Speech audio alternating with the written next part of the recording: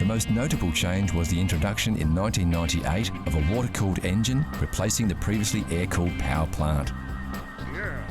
Although there are always many risks that require thorough research when buying second-hand cars, many Porsche 911 owners are generally enthusiasts who have taken good care of their vehicles. Woo!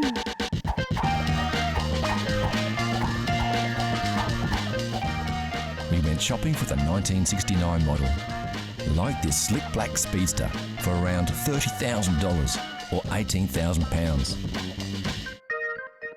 Another option was our 1970s 2.2 litre at just under $43,000 or £26,000. A tad more pricey, but worth every penny after being fully restored to its original pristine condition, this 1969 White Dazzle was fetching around $60,000 or £37,000. With so many of these elegant beauties available throughout the market, you'll be sure to find that thrill ride you've been looking for without costing you the earth. So how well did you go with your first peek? How well did you know your chrome? Here's a quick update. Did you guess it right away, or are you still pondering? Take a look at these shots. We're showing you a little more of the car here, so you should be able to pick it. The answer is coming soon.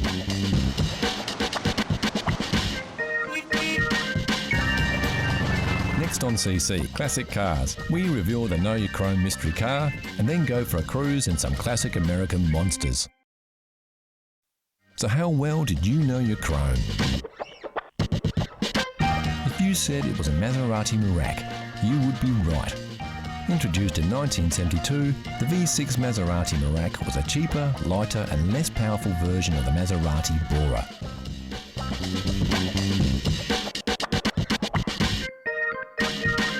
With a lower weight ratio and better weight distribution, the Merak may have had less power, but it handled far better than its V8 counterpart.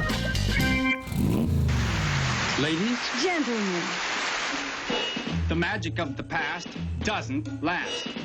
What we want to see Is the magic of the present. The new Oldsmobile.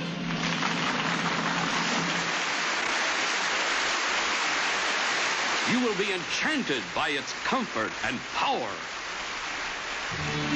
In this car, you feel like everything's coming up roses.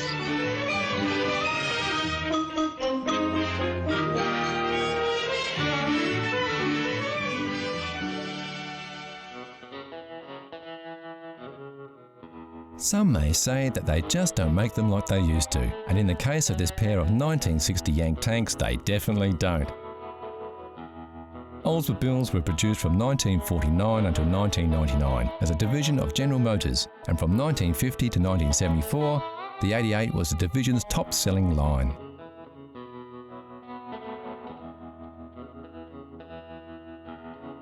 This is Yank 60, a 1960 Oldsmobile Dynamic 88 four-door sedan.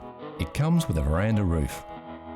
And this is Tank 60, also a 1960 Oldsmobile Dynamic 88, but this is the sportier two-door coupe.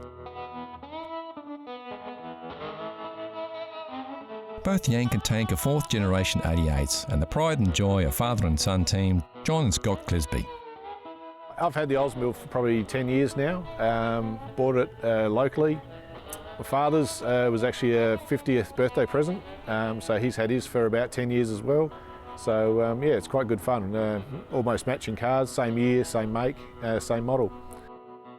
The fourth generation models were completely restyled by General Motors with a longer, lower and wider body, which was promoted as the linear look by the American manufacturer.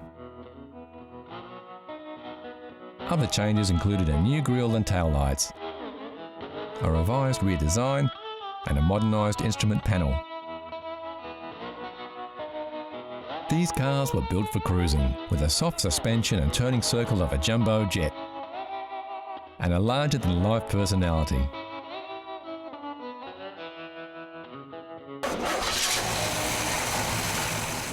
Under the hood, both these beauties are powered by the same 371 cubic inch rocket V8 that was carried over from the 57-58 models and came as standard on all Dynamic 88s of the year.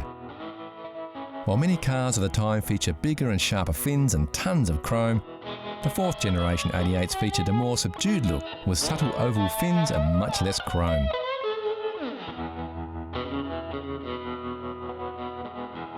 Yet both these cars with their sharp 60s stylings still make their own undeniable statement to the world. Yeah, probably if you're looking to buy one today, you're probably looking around $20,000 to buy one. As far as worldwide production figures, I think they only made around the 60,000 for the year. So again, it's not a huge volume, but yeah, a few of them have still survived and a few are still going.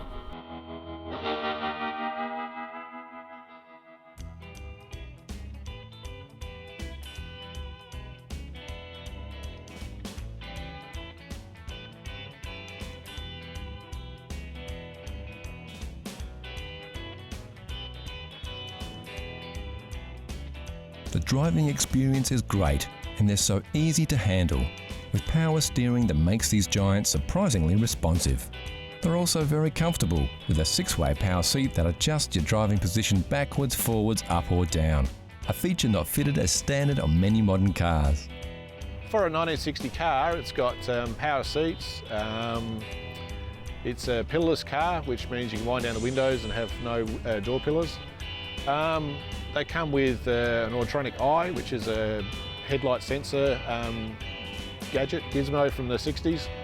And yeah, it's a large V8, automatic, very comfy to ride around in, very drivable car.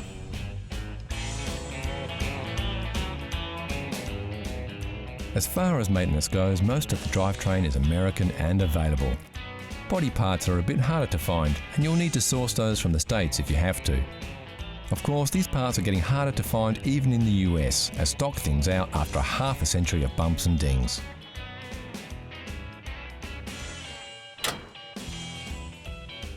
General tuning and maintenance is pretty straightforward though, and you should be able to get most components over the internet or even locally.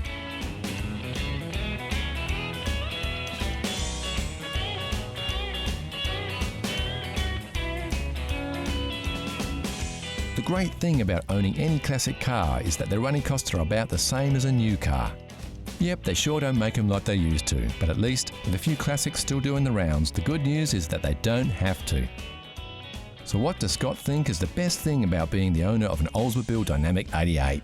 Oh, it's just a cool car to cruise around in. You know, you get lots of looks, people always stopping, asking questions about it, and yeah, it was just a classic car that you know, if I look after it, it's one of the few cars I'll actually appreciate over time and become more and more collectible.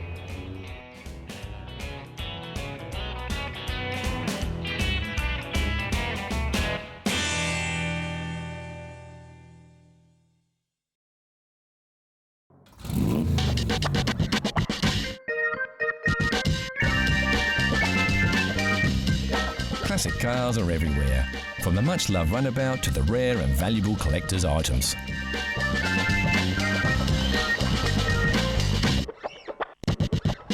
One thing we all agree, there's nothing better than a classic, like this stunning Jaguar sports car that was once owned by Hollywood tough guy Steve McQueen, or this Rover P6, voted the very first European Car of the Year.